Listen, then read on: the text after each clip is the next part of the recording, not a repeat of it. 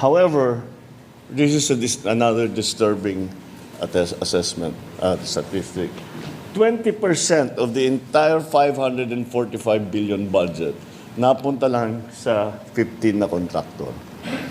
Sa 15 na kontraktor na yan, 5 sa kanila ay may kontrata sa buong Pilipinas.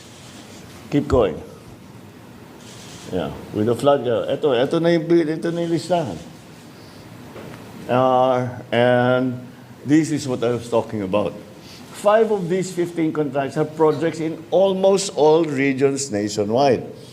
Ang justification sa pagpili ng kontratista ay para sasabihin, pagbigyan naman natin yung local. Di ba? Para naman yung mga maliliit na kontraktor, may trabaho naman sila. At mas mabilis kasi kung local. Kausap mo yung tao eh. Again, my experience as governor is that as much as possible, we try to do it by local. Kasi pwede namin, may madali, sabi, bilisan nyo na, bakit wala pa, pwede mong anihin. You have some influence over the thing. But that one, that for me was the one that stood out very much. 5 of these contractors had projects in almost the entire country.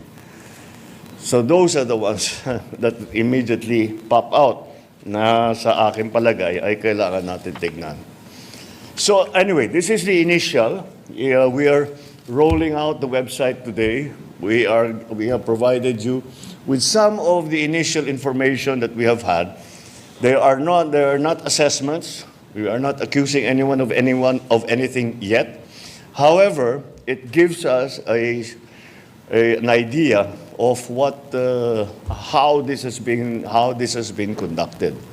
So I hope people will take advantage of this, and as I said, there is always a way for them to give their comments. Magsumbong sila kung yan ang gusto nilang gawin. Maaari naman, sasabihin nila, hindi, walang problema dito. Yun ang pinakamagandang balita na matatanggap namin. So I encourage everyone to look into this and say your piece. Kasi parang sinasabi ng mga iba, nakikita naman namin, hindi maganda, pero wala naman kami mapuntahan, wala naman kami malapitan. Ngayon meron na.